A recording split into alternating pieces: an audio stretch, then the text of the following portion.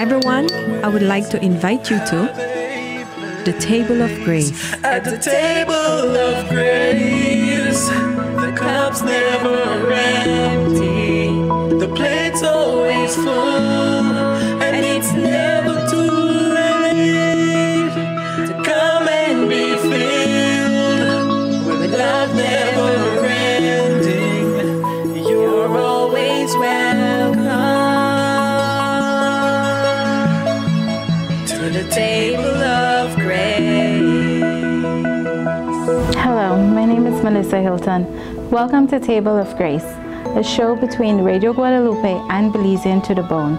It's a show we talk to people whose faith are very strong in the Lord, who's been blessed by His grace. This week's guest, we have Mrs. Judy Vasquez, who's the Director of Seed of Life Pregnancy Resource Center. Please stay tuned, as you would not want to miss this episode of Table of Grace. We'll be right back after this short commercial break. At the table of grace, the cup's never empty, the plate's always full, and it's never too late. The Table of Grace. At the table of grace, the cup's never empty, the plate's always full, and it's never too late. Welcome back to Table of Grace. Thank you for joining us. Today our guest is Mrs. Judy Vasquez. Hi, Ms. Vasquez. Hi. How are you? I'm fine, thanks. It is so great to have you here with us today. This topic is going to blow a lot of people away. First of all, I want to know, how did you join I know it's your baby, the Seed of Life. How did it started? Okay, well, I came on board 12 years ago, and we have an office also in Benke, and they started like 2 or 3 years before I came aboard. And then at that time, that was just about the time when God was really moving in my life. And so at that time, the office in Benke was looking to open an office in Belize City. Okay. And they were doing that because so many girls who needed help, pregnant and needed help, had to take the bus from Belize and travel all the way to Benke. So they decided they should have a place. After all, this was the capital at one time, and this is where the hub of the activity really is. And so they were looking for someone. The director from down there was looking for someone in Belize City to help out in this business. So she came to Divine Mercy, and she made a note, pushed this out on the bulletin and different ways, got it out to everyone, that they were holding a meeting on pro-life activity. She didn't say what specifically, but she said if anyone was interested, if they could show up. And yours truly was the only one who showed up. So I ended up attending that meeting. I liked what I heard. I was very interested. And so that began this pro-life journey for me. And so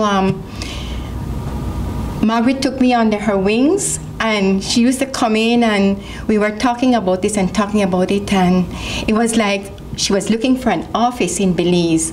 And I had this little house in my father's yard, and it was locked up, just a small, small little one-person, two-person place. And every time she came to town, I wanted to tell her, you know, but just didn't have the courage, because each time I take a step forward, it means letting go more of the world. And so I just didn't have that courage, you know. And so one day, I guess God was moving. She came to town, and it just came out. And I said, I have a place for you. And she said, you do. Let's go see. And we started Helping Hands Pregnancy Counseling Center in Belize City. In May 2003, we opened our doors to the public at that time officially. We had been conducting business, but just doing it without public notice. In 2003, we officially opened the place. We were in the reporter press and everything. They came to cover. And so in May 2003, we really got started, and I was working with her in training, and she was back and forth, and then in 2007, we got invited to a major pro-life conference for 2 weeks in Mexico City, and she invited me to come along, and so I went to Mexico City with her, and coming back, she shared with me she had been praying on this, and she just made that decision on the way coming back. She passed everything to me in 2007. So in 2007, I took over completely, responsible for the running of this operation in the city, finding my own staff, making sure I had money to do everything, taking care of everything. I was on my own. And so I dissolved Helping Hands Pregnancy Counseling Center, which was just a trading name that she had formed. And I then had incorporated Seed of Life Pregnancy Resource Center, which is a full charitable nonprofit organization. And so that's how we started, well, full force in 2007, but really 12 years from 2003, I've been doing this work. And 2007, we incorporated Seed of Life. We dissolved Helping Hands, that was just a trading name, and we started Seed of Life Pregnancy Resource Center. For those who don't know what the center does, what exactly the center offers? We are a Christian non-profit pro-life organization ministering to the needs of pregnant females in crisis or in need of support, and those contemplating an abortion. Right, okay. So that's about it. I'm not what sure. You do. And where are you guys located? We are located at 9 Guadalupe Street, Belize City, and that's that's 1 lane down from St. Joseph Church and the school. We are on Guadalupe Street, which runs parallel. St. Joseph Church, the school, and the street between is St. Joseph Street. We run parallel on the street behind, 9 Guadalupe Street. We're right at the corner, and you can't miss us because I have a lot of signs all over the gate, on the fence, everywhere. Who can come to this center? Do you have to be referred to? Does someone have to get referral to go there, or they can just walk in? They can just walk in, but since we've been in operation 12 years, I must tell you, we're pretty well known by most of the government, especially the clinics, the government clinics, the polyclinics, Cleopatra, White, Machen, Roberts. We get referrals from them. We get they know me well at the psychiatric unit, because sometimes, most of the times, and many times, mothers in crisis pregnancy, they go into depression when they don't nowhere to turn. And so they also know me there. The Human Services, they know me well, because I work closely with them. At least I consider I have to, because I work within the law. And so they get women who are in abusive situations, sometimes pregnant, and go to them for help, and so they would refer them to me. So we take anyone, really, We have a notice, a little ad running in the reporter press from we started. That's just a grace from God. The reporter has been so good to us. They do that as a community service, and they've been running that from we started. So that ad is in the newspaper. Most people see it, and it says, pregnant, need help. And many people, and I think it's time to clarify, many people think that they're going to get an abortion when they see that. And so many times I have heard now that people say, but they do abortions. Actually, no, definitely not. We are pro-life. We work for life, and we work for family. And the reporter run that little ad, but really we did that as a catchy little phrase to get them to come in. We want them to think they're going to get an abortion, because my job then is to then persuade them and show them and guide them that abortion is never the answer. Yeah. So I don't think we should change it. I think we leave it like that because they come looking for an abortion. Sometimes they'd call and they'd say, well, do you do abortions? And our stand on that is that we don't discuss that on the phone. If you're looking for an abortion, then you need to speak to us. So why don't you come in? Come on in. Yes. As you heard, the Seed of Life Pregnancy Resource Center is an amazing place to start if you're pregnant and scared. Please join us back right after this short commercial break to hear more of what the center has to offer. At the table of grace, the cup's never empty, the plate's always full, and it's never too late. The table of grace. At the table of grace, the cup's never empty, the plate's always full, and it's never too late. Welcome back to Table of Grace. If you're just joining us, we're talking to Mrs. Judy Vasquez, Director of Seed of Life Pregnancy Resource Center. If you're pregnant and scared, please go to number 9 Guadalupe Street, where you'll definitely be helped. Mrs. Vasquez, I want to ask you something. In your mind, why is there a need for this pregnancy center? There's a great need, and God raised up a place like this in Belize City because anywhere where contraceptives are being pushed, condoms, you have a lot of so-called unwanted pregnancies because you have people experimenting, feeling that there's such a thing as safe sex. There is really nothing, that word doesn't exist. As long as you choose to have sex outside of marriage, you will get pregnant. There is no such thing as safe sex, and all contraceptives fail. They all have a failure rate. Some have a higher failure rate than others. Condoms, we know, fail. Has a high failure rate too. They tear, they break, they slip off. You put them on too late, you take them off too early. So I get them using this, thinking they're safe, and then they weren't there really to have a baby. They were there solely for the pleasure of sex. Yes. And then when a baby is there, now that's where everything starts to go wrong for them because they don't know where to turn.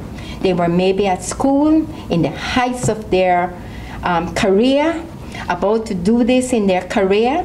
Maybe parents putting a lot of faith in them, they are about to graduate, and then there's a baby on the way. And a baby is rare, it doesn't go away. I smile because I like the part where you say any sex outside of marriage is not safe. It will definitely fail. Yeah. Any protection outside of marriage. That's why I like that part where you highlighted that for the adults, for everybody out there. I think it's very, very important because, like I said, we live in a world these days where what is right, they say is wrong. And what is wrong, the world tells you is right. And it's important for our young people to get it right, because they actually have been led up or down the wrong alley. And so many of them need to just learn, you know, just to understand. They're totally misguided on their sexuality, the purpose for which they're here in this world, what is their role as a woman, you know. They just need a lot of guidance that way. Are you the only one at that center? Do you have workers there? Well, I'm the only person really, been doing this for 12 years. And I have someone, a volunteer. We don't have much money, but God provides for us. And so what I do is, we have a volunteer, a person who volunteers for many years, who answers the phone. She makes appointments. She helps in giving out baby clothes and different things like that. But actual counseling, I'm the only one doing that up to this point. But as we get on to the show, I'm going to tell you about something exciting happening for us. Wow. Why I ask is because I was going to ask, what is the if you have required a specific training, or what are the specific requirements to work there? That's why I had asked. Yes, well, you know, I say all you need is a willing heart and someone who loves Jesus. Because when God called me to this work, I had no idea about pro-life work. And there was no one who was in the world more than I was. But over the years, I've heard many times, God doesn't call the equipped. He equipped those that he called. And that has proven true for me. I come to the point now in my life where I tell them, I just report for work, and he takes over. Because I never know what the day will bring, you know. He does everything. I just put myself in his hands, I report for work, and he takes it from there. What all type of services do you guys offer? What all type of help can someone, if they walk in, they are pregnant, don't know what to do, where to turn, and they see your sign, or somebody tells them about it and they walk in, what kind of help can they ask for? We have an affiliation with Heartbeat International in Ohio, and that has been from the outset, from we started, and that's again just a grace of God, how they came to be in our lives. And then we're affiliated also with CAM, Centro de Ayuda de Mujeres, originating out of Mexico City, and we are the Latin American counterpart. We recommend them. So we attend to Hispanics or whatever, you know, it doesn't matter, race, creed, color, it doesn't matter. Our services are open to anyone, any woman who needs help. And we are also affiliated with Human Life International, The Word at Work, and that's a US-based organization, non-denominational, and they have been a great help to me in my work. And again, that was a grace from God, how they started helping me. They do a lot of things with me. They bring baby clothes, they help me with, they collect in the States, and they bring baby cribs, baby items, rocking chairs, you know, shoes, different things, and they help me in that way. Yeah. So you were saying what are some of the services we offer? Okay, we give abortion information. We help someone to understand that abortion is never the answer, and there's always a solution, an answer, a help that you can get. We speak to them about the immediate, after and long-term effects of abortion, because it does have immediate, after and long-term effects. And we do pregnancy counseling. We give free maternity clothes, baby clothes, all kinds of baby items, including free Pampers and wipes, a late when they're ready to go to confine, which means that they get their nightgowns, their slippers, their toothpaste, their toothbrush, their shampoo, baby clothes, whatever they need, we provide it. Everything that they need to make them comfortable so they can go to the hospital. So they get that. We assist during the 9 months of pregnancy, and 6 months after the baby is born, they're still with us.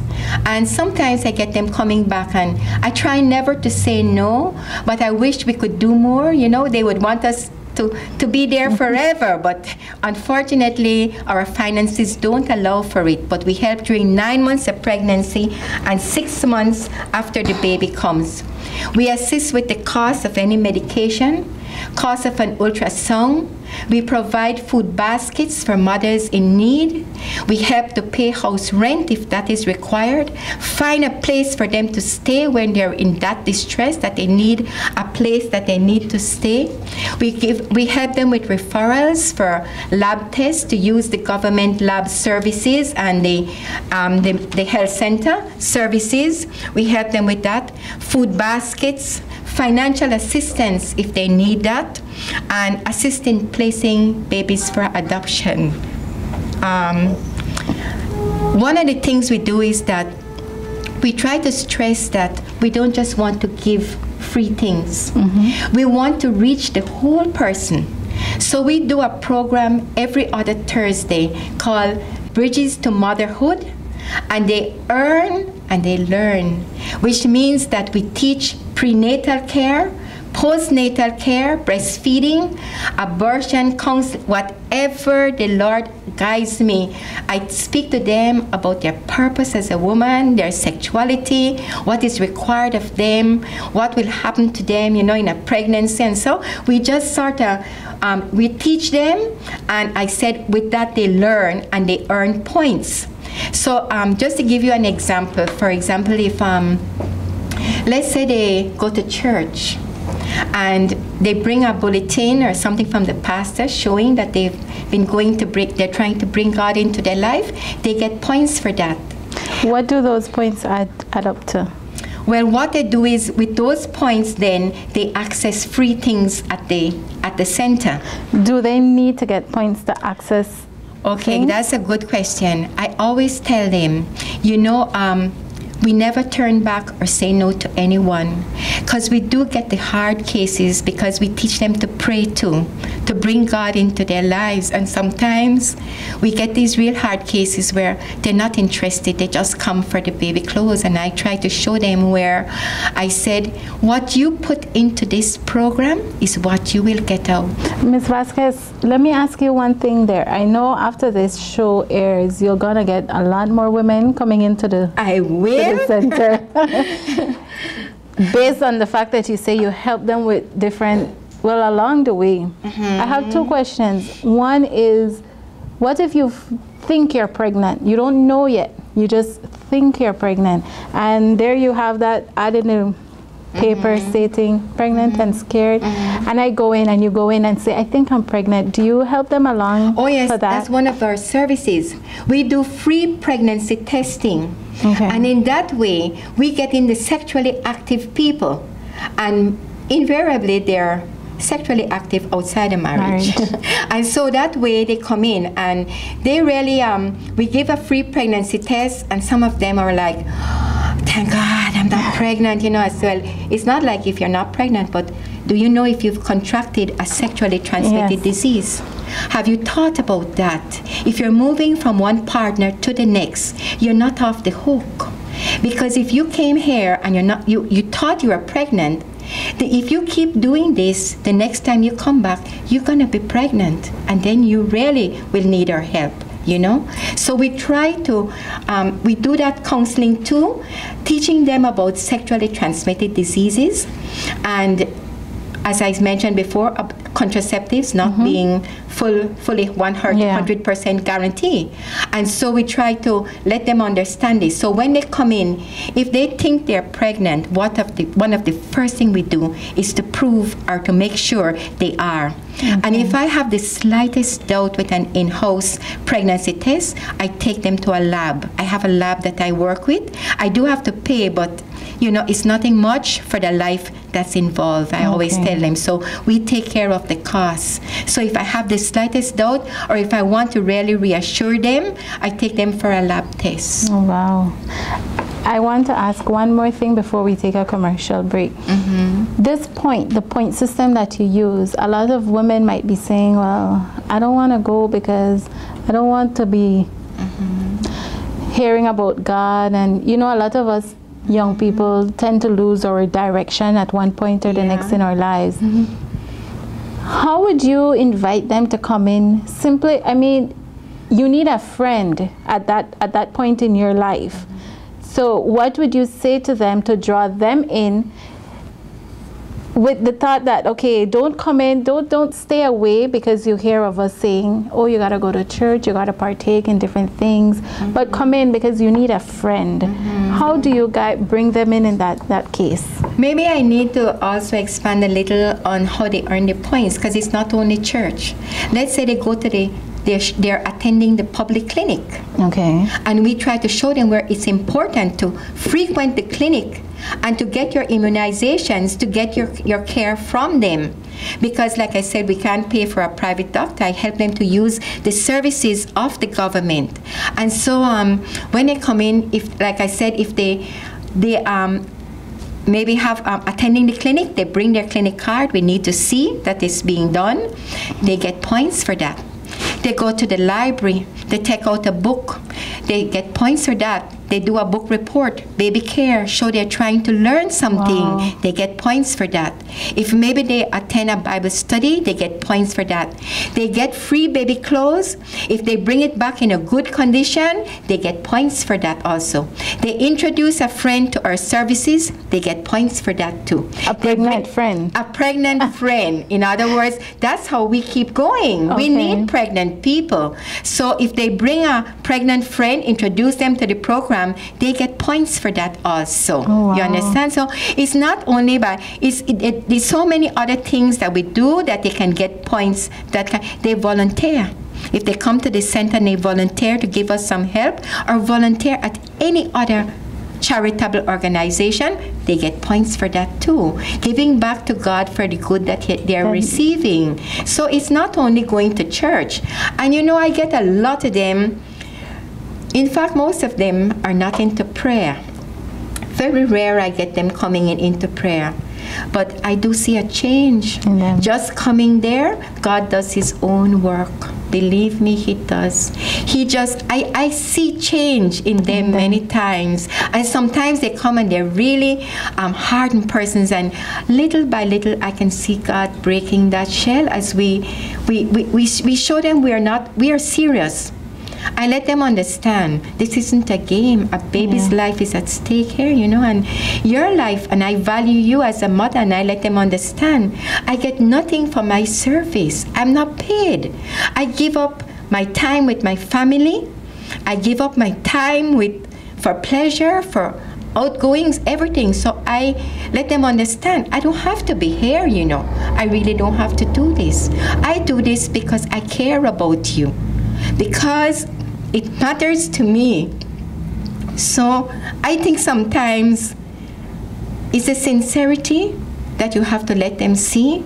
In other words, sometimes I do have to talk a little rough. Because sometimes they come and during the program, they might be laughing. Like when we start to pray, they're whispering to each other. And so it doesn't take long. Sometimes I have to really let them see, you know, I'm not here for a game.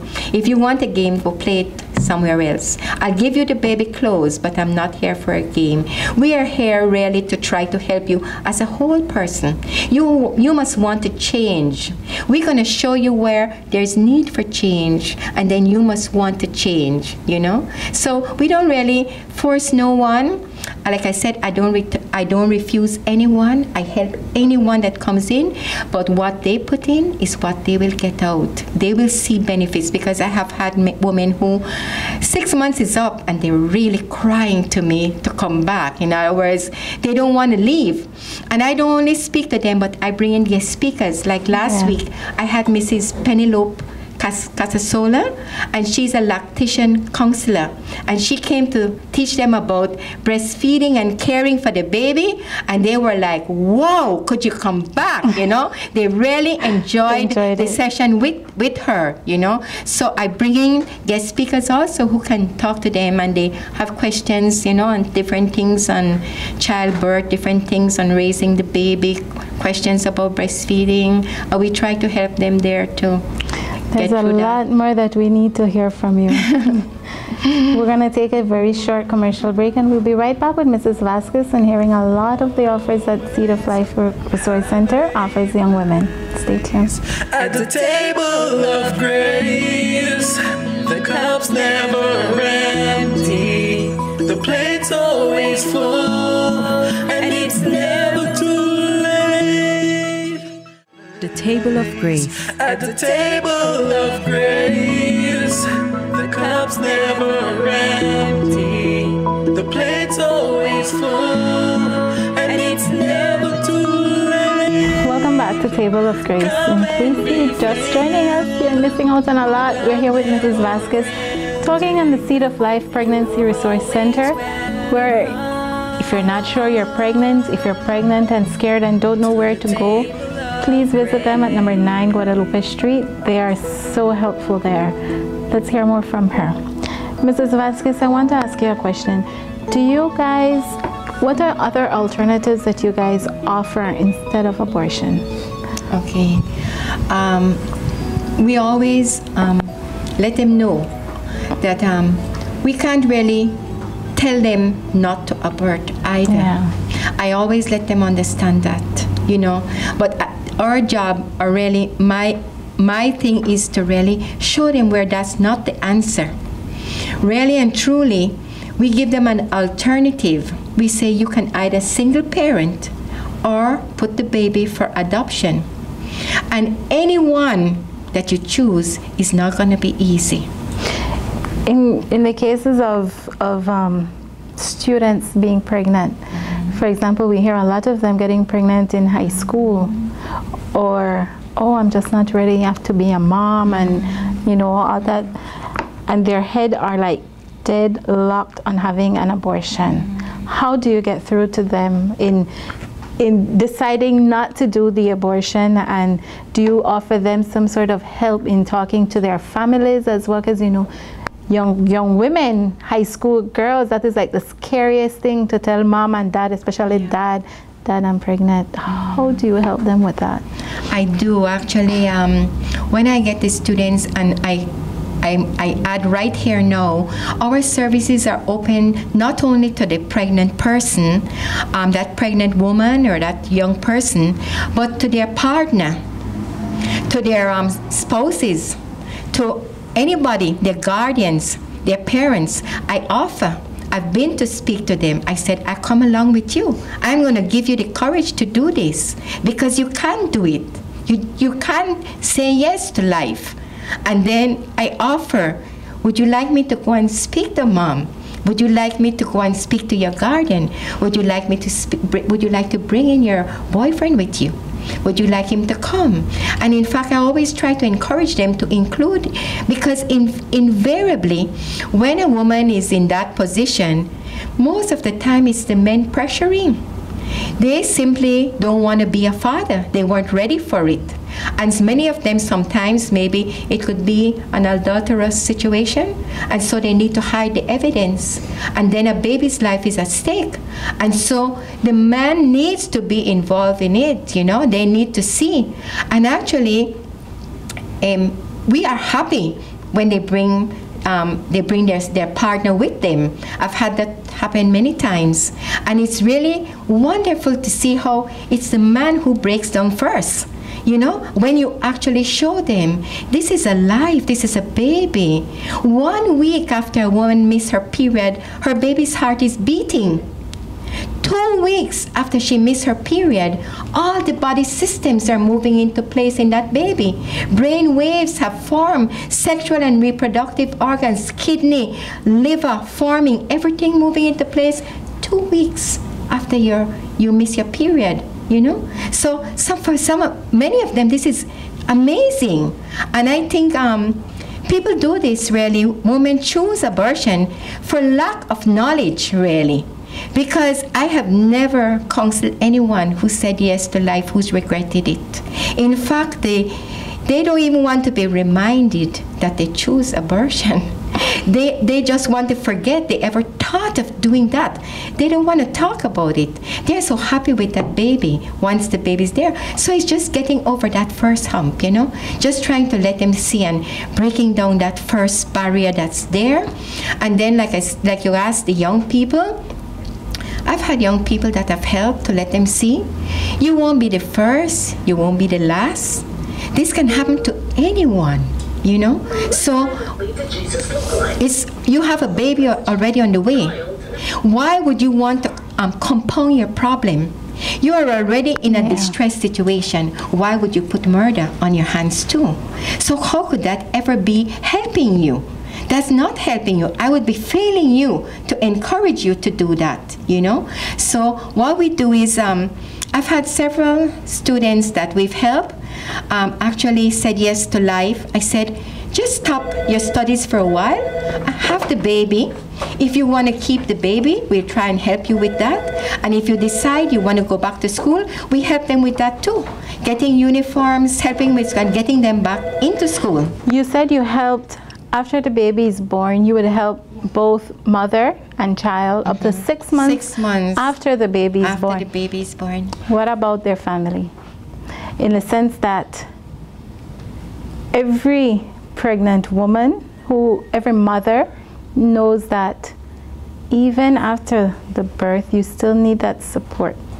And there are times that if you have gotten pregnant in school or you know, at not the right time in your life, yes, you help them with counseling and everything up to that time that the child is born. But what about afterwards? Well, if they're going to school, like I said, we continue to help them with school.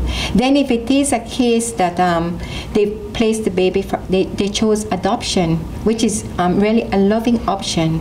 And a lot of education needs to be done on this in Belize, because people look down on them when you want to put your baby for adoption. That's a loving option that the mother makes. It's very, very hard for them. It's not easy. 9 months they carry that baby inside them, close to their heart, as close as that baby could ever get. And for that mother to hold that baby, deliver, and then decide, I'll put this baby for adoption because I can't give this baby a home that this baby needs, and this baby needs care. This baby will need a father and a mother to guide this child, and I can't do it. So why not let someone else do this for me? And many of them sometimes they stay in touch, you know, and they'd come back, and I try to act as a go-between, because I don't get involved in the actual adoption process, because we don't have an adoption agency as such, but we tell them you need to get a lawyer, and that lawyer works with the human services. My job is to minister to the mother, the birth mother. My job is to help her through that time, to convince her and keep working with her, praying with her that she sees that she's made a right decision. And so, like I said, they can then move on with their life, go back to school, or pick up where they left off, you know? The ones that went through with the adoption, have any of the biological mother been in touch with the child since? Actually, that you know of? Many of them would come to me. Sometimes they would say, you know, I'd like a little picture, I'd like to just see I think all they need to know really is that they're okay. That baby is okay. That's right. And I have many of them where sometimes I just ask for a picture of the baby, maybe a little letter to see how the baby's doing. And that's a wealth of, once they get a picture, that's just like, they're just set, they're glowing, you know, and their mind is at rest, and that's all they really need. And some of them come, and maybe I might not have contact, and I would say to them, you know, if anything was wrong with that baby, I would know. So I tell you, your baby is in good hands. I just have to give them that reassurance that I chose, I never do these things. God sends them to me. Anytime a baby is being placed for adoption, I don't make the choice. God does it. I pray on it day and night. And he sends, a door just opened. Someone heard about it. I get the word out amongst my Christian friends, Catholic friends and non-Catholic friends. And someone just steps up and wants that baby. Wow. You know, so I've never had any trouble placing a baby for adoption, never. It sounds like the past 12 years has been amazing for you. It's been a really a very good faith journey, and it has made me realize how much I need God in my life, you know. And one of the things we need is we need more help really to counsel and so. And I'm going to address this in a little while, something exciting happening for us. But I just want to say, I want to get into a little bit about things that we might need, any way we can use help. And I hasten to say this because some people, you know, because of the work we're involved in, and just the word abortion, and some people really scared to get into this, and they really don't want to come too close, you know. But I want to say that research has shown and proven that 7 out of 10 women seeking abortion identify themselves as Christians, and 9 out of 10 women who have chosen abortion, they say they would have chosen differently if an alternative had been given to them. So we could do with help.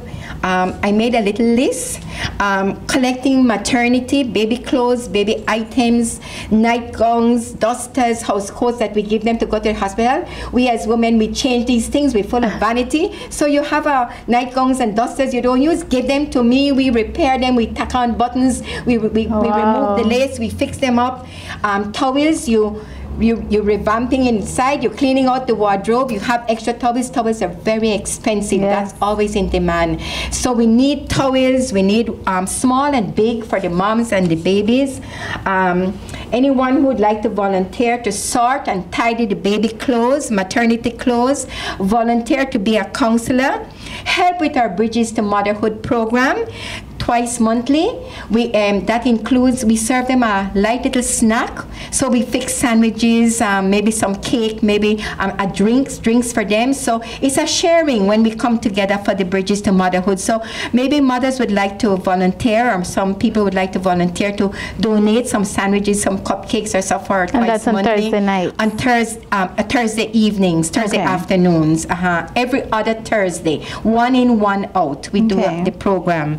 And maybe they'd like to help us to place our baby bottles. I didn't mention that. We have some big baby bottles that we place around town in the business places. Brothers Habet has one. Habet and Habet, hasten to say, they've been faithful from the day we started and always been with us. James Brody and Company has them by the cashier, some small ones. And we ask people to drop in their change. And it's called Change for Life. And so this change, we take it, we count it, put it in the bank, and we turn this around. To help the mothers. So they can help us, you know. We need people who, maybe business people who would like to place our bottles for them. You know, we have Rosado's Hardware, GSCom, they all support us this way. Benny's. Do you have anything major coming up? Any big plans for the future? Yes. I'm glad you asked that, Michelle, because one of the things I always wanted to do was to have young people come on board, because I always tell them, I'm getting old, and if this is going to go, it's going to be the young people who will have to take this and run with it. Yeah. So I have, like, for example, St. Catherine's Academy sent 2 students every Wednesday to help me out.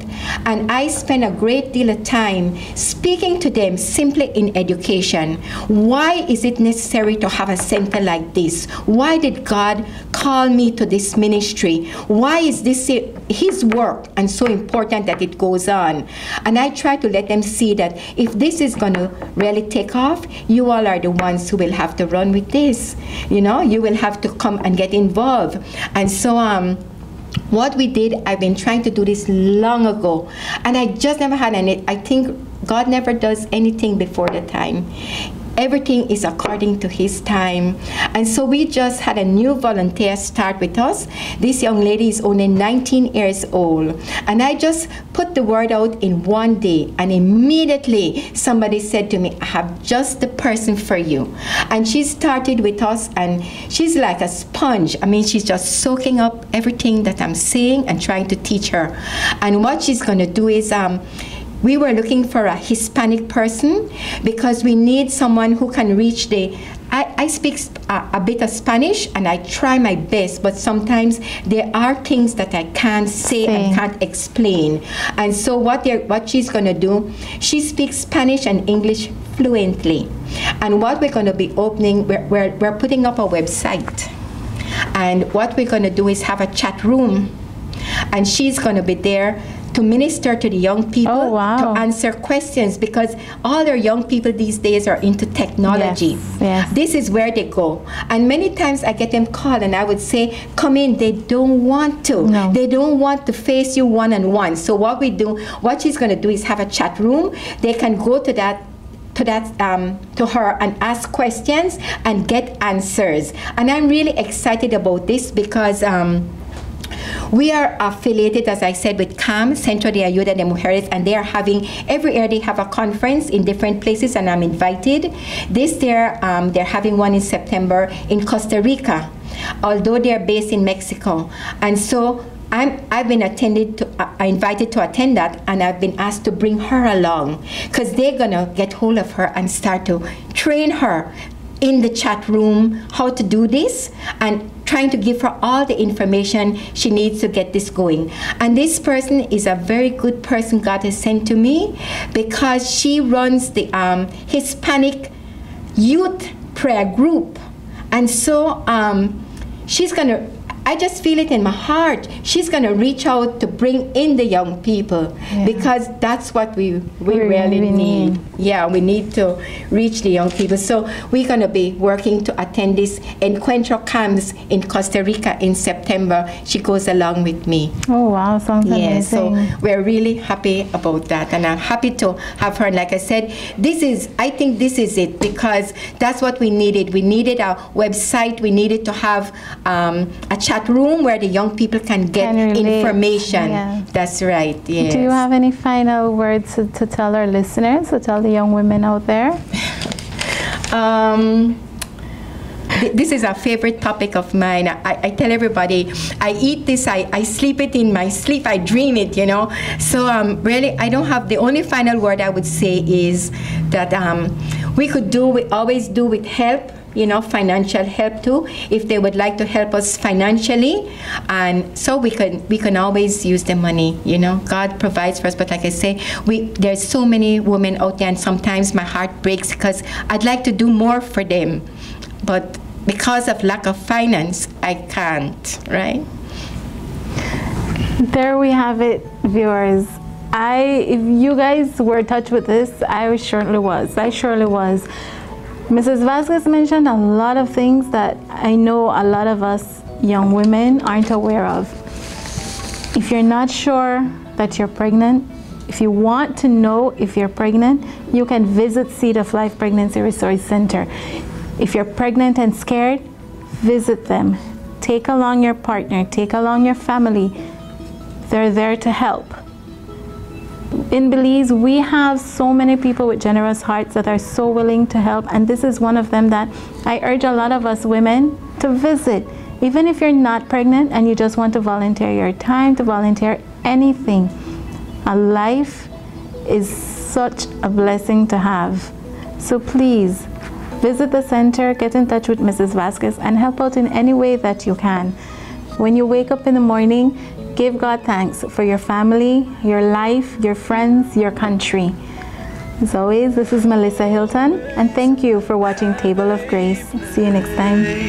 At the table of grace, the cup's never empty, the plate's always full, and it's never too late to come and be filled.